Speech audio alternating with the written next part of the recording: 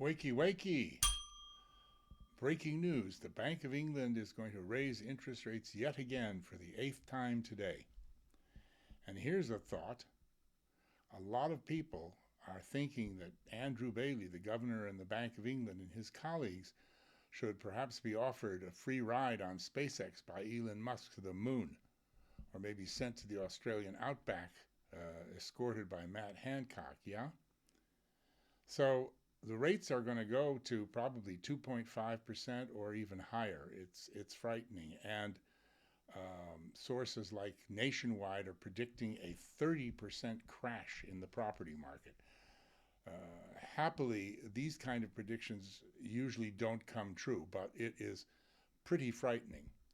Now, at the same time, and not that anyone has been listening to me particularly banging on about it all these months, but it does look like there just also might be the itsy-bitsy tiniest chance that the United States will cease raising its interest rates after this recent rise, or at least slow down the jacking up of interest rates. This is what the pundits in the States on Wall Street are saying. Here, interest rates are predicted to go as high as 6%, but which would be devastating in the present circumstances of the cost of living crisis. But if the Bank of England, as historically, continues to slavishly follow the United States, then if the States takes its foot off the interest rate accelerator, the Bank of England will do the same. And we will have, I don't think they'll slip back, I don't think they'll be reduced, but at least we'll reach a plateau.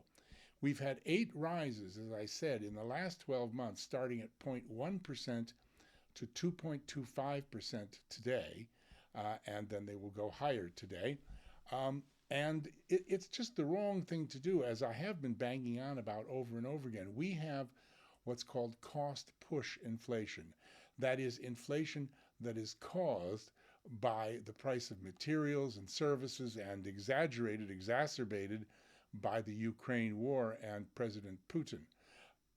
It's not consumer spending. And consumer spending led or cost pull, demand pull inflation, the other kind of inflation, that's where you raise interest rates to dampen, to tamper consumer spending, where people are spending so much that they're heating up the economy and driving up prices. That's when you raise interest rates. The proof of the pudding is that it's been a year and 7 and now 8 rises, and inflation is higher than it's ever been. And the other argument that it protects us against the dollar, that's also nonsense, because it hasn't worked. The dollar is the pound is $1.14. We all know it is $1.50, $1.60 something. So they're not working, guys, at the Bank of England. So wakey, wakey, for goodness sake. Make up your mind.